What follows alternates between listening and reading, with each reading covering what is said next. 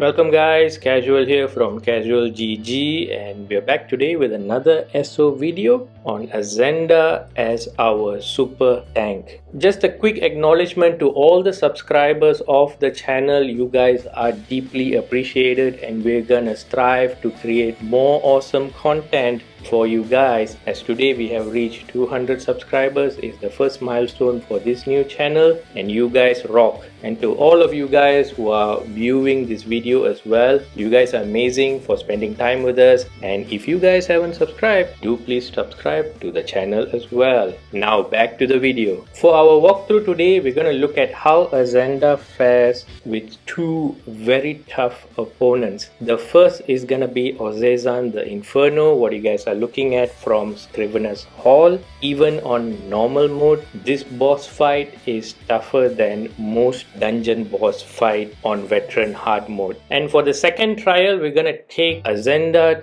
to the Nightmare World boss in Necrom. That's another nasty boss where if you bring a tank and the tank is in the center of the arena, very few tank companions can survive the amount of damage which happens in that fight. So today's tank build is based out of Telvanni efficiency, so you guys can use any toon you want, but just remember that one 5-piece set from the toon must be Telvanni efficiency, so you get all the good cooldown for Azandar's skill and he can perform like he's performing in this walkthrough. So Azandar was never my first pick for a tank build, because if you guys look at his skill kit, he doesn't have a skill which gives him 20% damage reduction, which is the core skill Isabel, Sharp or Bastion uses to be able to reduce the incoming damage and tank. But considering Azandar's theme has been damage shield, then I was quite curious on what will happen if we stack enough damage shield on top of Azandar's life. What would be the outcome? And oh boy, the outcome is what you guys see happening in the screen currently. So these three skills are the one which is working hand in hand to give Azandar a lot of damage shield to absorb the damage. The first skill we have is the core skill for Azandar, which is the Shield of Erudition. We're getting around 7350 damage shield because we are using a single-handed weapon and a shield, and this skill is gonna give him a huge shield, and then the shield is gonna extend to you guys as well. That's unique for Azandar because all the other tanks rarely give utility back to our own toon, but Azandar has that ability. So always welcome to have additional damage shield to your own toon.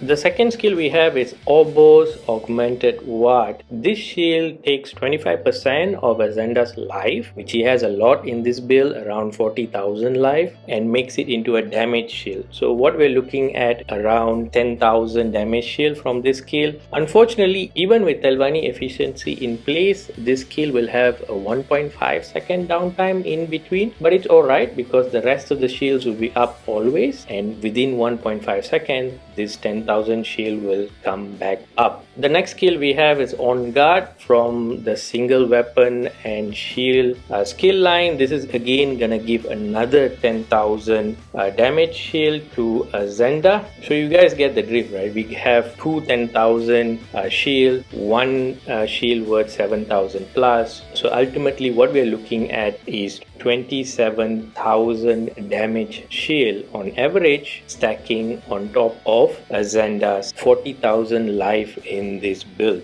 So if you look at it in a single pool, at any time Azandar is gonna have health plus damage shield 67,000, which is stopping the boss from killing him. That's crazy, guys, and that's why even without a 20% damage reduction skill, which the other tanks have, Azandar is doing so well and surviving these tough contents, which other companion builds will struggle. I'll be honest, the Nightmare World boss, I've brought Sharp, I've brought Isabel, they do survive, but at some point before the fight finishes, they will die. And same goes for Azazan. It's not easy for them to survive the amount of EO he brings. So Azandar's damage shield seem to be working better than having a 20% damage reduction. So the next skill we have is Scathing Rune. This is the taunt skill which Azandar has built in as part of his class. Now this is amazing because not only it taunts, it also debuffs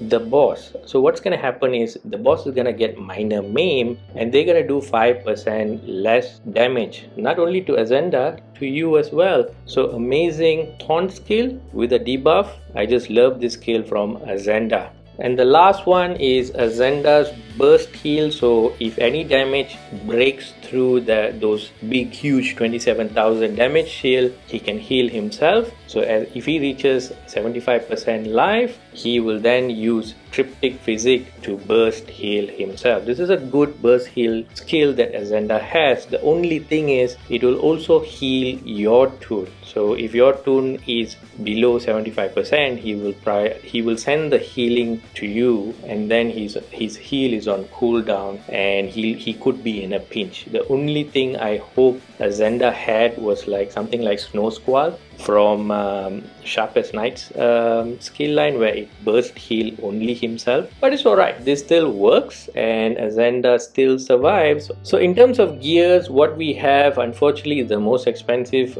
companion gear in the game. You guys will need all purple heavy vigorous gear. This is going to be crucial so that Azandar has the highest life, which will then contribute to his shields being bigger as well. Of course, you guys can start with blue heavy vigorous gears first. Keep an eye on Tamriel Trade Center and look for bargains and buy it. So this table shows how the gear layout should be for Azandar. I will have a written guide on the description of the video as well for you guys to see, but this is where every piece of gear needs to go to. So with 7 pieces of heavy purple armor sitting on Azandar and then another shield which gives more armor sitting on his hand, we are looking at 35.2% damage mitigation from the armor he's wearing always. And then remember, his taunt is going to reduce the incoming damage to him by another 5%. All in all, the gear set, the vigorous trait, and the amazing amount of shield skills which Azandar has makes him so survivable. This is the skill bar layout for Azandar which I used for this playthrough. It worked well so far.